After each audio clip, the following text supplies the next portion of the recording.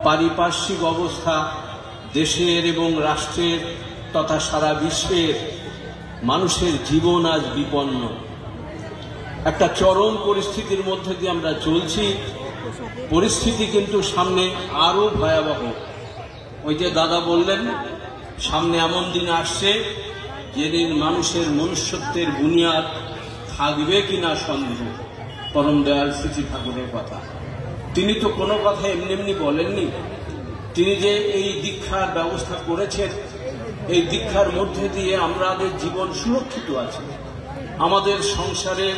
আমাদের সংসারে পরিবারের যে মানুষ আছেন, সদস্য আছেন, স্বামী স্ত্রী ছেলে মেয়ে বাবা মা, আমরা সবাই একটা শৃঙ্খলিত জীবন যাপন করছি। এই যে ডিসাইপল অর্থাৎ শিষ্য, ডিসাইপল শব্দটা এসছে ডিসিপ্লিন থেকে। তাই আমরা ঠাকুরকে ধরে তার নিয়ম কানুন পালনের মধ্যে দিয়ে আমরা অনেকটা ডিসিপ্লিন হয়েছি। এটা হলফ করে বলতে পারি। সৎসঙ্গীদের উপরে ভরসা করা যায়, তাদের কাছে ভালোবাসার কথা পাওয়া যায়, তাদের কাছে আশার কথা পাওয়া যায়। তারা কাউকে হতাশ করেন না। পরম দয়াল শ্রী ঠাকুর তার সত্যানুসরণ গ্রন্থে বলছেন, যাচনাকারীকে ফিরিও না, তাকে অর্থ না হলে বাক, না হলে সহানুভূতি, না হলে সাহায্য, যা হয় একটা কিছু দাও। তাই আমাদের অনেক কিছু দেওয়ার আছে, তাই আমাদের ফিরিয়ে দেওয়ার কোনো রাস্তা নেই। আর ঠাকুর বলছেন, পাড়াপড়শিরা নিপাত যাবে, তুই বসে সুখ খাবি বুঝি, যা ছুটে যা ওদের বাঁচা, ওরাই যে তোর বাঁচার পুঁজি। সূক্ষ্মভাবে চিন্তা করলে দেখি পাড়াপড়শিরাই আমার বাঁচার পুঁজি। তাই আমি নিজে ভালো থাকলে হবে না, পাড়াপড়শিরা যাতে ভালো থাকে, তারা যাতে সুখে থাকে, আনন্দে থাকে, তারা যাতে সুন্দর থাকে, সে চিন্তাও আমাদের করতে বলছেন। তাই আজকে দেখেন, ঘরে ঘরে নিজের ছেলেটা ভালো রাখার চেষ্টা করছি, কিন্তু পাড়ায় গিয়ে অন্য ছেলে মেয়েদের পাল্লায় পড়ে খারাপ হয়ে যাচ্ছে। নিজের ঘরের ছেলে মেয়ে, নিজের সন্তান সন্ততি। শ্রী শ্রী ঠাকুরের চরণে কোটি কোটি প্রণাম। পরমারাধ্যা জগৎ জননী শ্রী শ্রী বড়মার চরণে কোটি কোটি প্রণাম। পরম পূজ্যপাদ শ্রী শ্রী বর্দার চরণে কোটি কোটি প্রণাম। পরম পূজ্যপাদ শ্রী শ্রী আচার্যদেবের চরণে কোটি কোটি প্রণাম। উপস্থিত ঠাকুরের পবিত্র পাঞ্জাধারী কর্মীবৃন্দ, শ্রদ্ধেয় দাদা এবং মায়েদের যথাযোগ্য স্থানে আমি আমার সশ্রদ্ধ প্রণাম, আন্তরিক রায় এবং জয়গুরু জানাই। ছোটদের স্নেহ এবং ভালোবাসা জানাই। আজকের এই নিউ ব্যারাকপুর এই উৎসবে যুক্ত হতে পেরে আমরা সবাই নিজেরা ধন্য এবং কৃতার্থ। পরম দয়াল শ্রী ঠাকুরের চরণে আপনাদের পরিবারের এবং পারিপার্শ্বিক সকলের সুস্থ স্বাস্থ্য মঙ্গলময় ইষ্টচ্ছল দীর্ঘ জীবন প্রার্থনা করি। মানুষই হচ্ছেন ঠাকুরের সম্পদ। ঠাকুর হচ্ছেন মানুষের কাঙাল।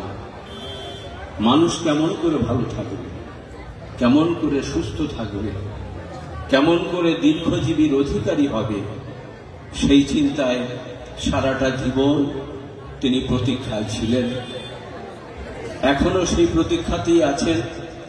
আচার্য পরম্পরার মধ্যে দিয়ে আমাদের পরম সৌভাগ্য যে পরম দয়াল শ্রী ঠাকুর তার এত সুন্দর একটা পরিবার রেখে গেছেন, আচার্য পরম্পরা রেখে গেছেন, যেটা অন্য কোনো সংস্থানের বা প্রতিষ্ঠানের মধ্যে দেখতে পাওয়া যায় না। আজকে ঠাকুরের দীক্ষা আমরা গ্রহণ করছি, কিন্তু আমাদের চলার পথে যিনি আমাদের সেই শক্তি যোগান দিচ্ছেন, যার শক্তিতে, যার প্রেরণায়, যার আশীর্বাদে আমরা ঠাকুরময় হয়ে চলার চেষ্টা করছি, তিনি হলেন আচার্যদেব। এই আচার্যদেবের সঙ্গ সান্নিধ্যের মধ্যে দিয়ে আমাদের জীবনটা সুন্দর হয়ে উঠছে। আজকে এটা আমরা যারা এখানে উপস্থিত আছি, যারা গুরু ভাইরা আছেন, তারা সকলেই সেটা অনুভব করেন, উপলব্ধি করেন। অনুভূতির কথা বলতে গেলে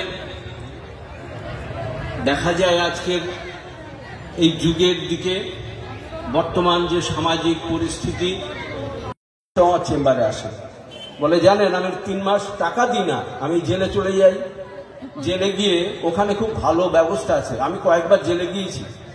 টাকা তো দেওয়ার অর্ডার হয়, দিতে পারি না, তখন জজ সাহেব কি করবে, তারও রাস্তা নেই, ওয়ারেন্ট ইস্যু করে দেয়। আর থানা থেকে আমাকে ফোন করে যে আপনার কিন্তু ওয়ারেন্ট আছে। সে বলে যে হ্যাঁ আমি রেডি আছি, ব্যাগটা গুছিয়ে রেডি। বলল কালকে চলে গেলাম থানায়, আমাকে নিয়ে গেল গাড়িতে করে, জেলে ঢুকিয়ে দিল। জেলে ঢুকে ওখানে কিন্তু খাওয়া দাওয়ার কোনো অসুবিধা নেই, অনেক খেতে দেয়, যা দেয় খেয়ে শেষ করতে পারি না। আবার ওখানে খুব ভালো, আমি যাওয়ার সময় ওই পুলিশের হাতে কিছু পয়সা দিই, আর ওই জেলে গিয়ে সেটা রেখে দেয়।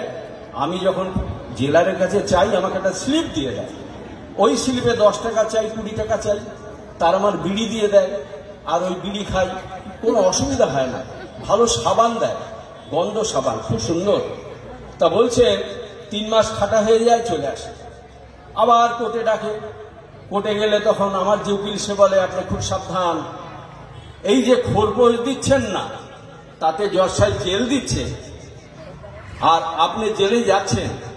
তো জেলার সাহেব খুব ভালো, আমাকে বলেছে তুমি কিন্তু খবরদার তোমার স্ত্রীর কাছাকাছি যাবে না। ওই যদি কোর্টে দেখো এই দরজায় তোমার স্ত্রী বসে আছে, তুমি কিন্তু অন্য দরজা দিয়ে ঢুকবে, কারণ এই মেনটেনেন্স দেও না বলে জেল হয়, আমরা এটা সামাল দেব, কোনো অসুবিধা নেই।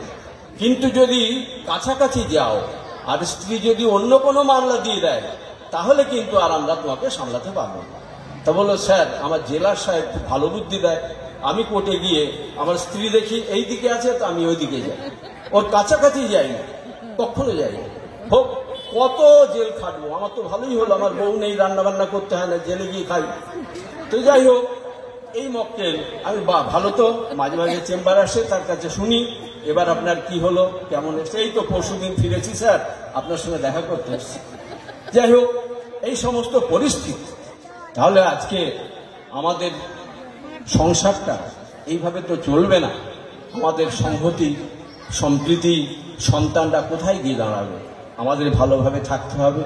পরিবেশ খুব খারাপ, হাইকোর্টে যাচ্ছি, ঢুকবো, একটা বট গাছের তলায় অল্প বয়সের ছেলে মেয়েরা তারা সিগারেট খাচ্ছে, পাশ দিয়ে আমরা যাচ্ছি, আমরা কোর্ট গায়ে আছে, সিনিয়ররা যাচ্ছে, কোনো ভ্রুক্ষেপ নাই। কোনো জায়গায় রাস্তার ধারে দাঁড়িয়ে কারোর সঙ্গে কথা বলছি, সিনিয়ররা হাঁটছেন, কয়েকজন জুনিয়র অ্যাডভোকেট গায়ে কালো কোট আছে, তারা অশ্লীল কথা আলোচনা করছে, সেখান থেকে আমাদের সরে যেতে হচ্ছে।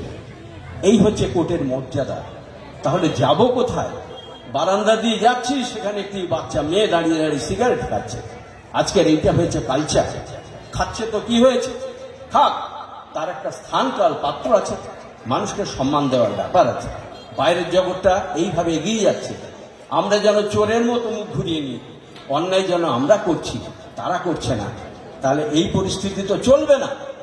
এই দিক থেকে সৎসঙ্গই একমাত্র যারা আছেন, সৎসঙ্গ, এই সৎসঙ্গের আশ্রিত যারা। দেওঘরে গেলে আমরা দেখি ঠাকুরের পরিবেশ, মন্দিরে গেলে দেখি গুরু ভাইদের পরিবেশ, উৎসবে আসলে দেখি সেখানে ঠাকুরের এই মানুষের পরিবেশ। এখানে সমীহ আছে, শ্রদ্ধা আছে, ভালোবাসা আছে, মানুষের ওজন আছে, যে যেমন তাকে তেমন সম্মান দিয়ে চলতে জানে এই সৎসঙ্গের মানুষ। সুতরাং এখানে ছেলেপিলেরা তারা রক্ষিত, তাদের কোনো অসুবিধা নেই। তাই আজকের দিনে আমাদের সবাইকে বাঁচতে গেলে, সুন্দরভাবে থাকতে গেলে আসতে হবে একমাত্র এই পরম দয়াল শ্রী শ্রী ঠাকুরের আশ্রয়ে। তার সঙ্গে যুক্ত হলে আমাদের কোনো ক্ষতি হবে না, বরং আমরা আরো শ্রীবৃদ্ধি হবে। আমরা সবাইকে নিয়ে সুন্দরভাবে থাকব, আমরা সবাই আমাদের জীবন ধন্য হবে, আমাদের এই জীবনের উদ্দেশ্য সার্থক হবে। পরমপিতার শ্রীচরণে উপস্থিত সকলের সুস্থ স্বাস্থ্য ইষ্টচ্ছল দীর্ঘ জীবন প্রার্থনা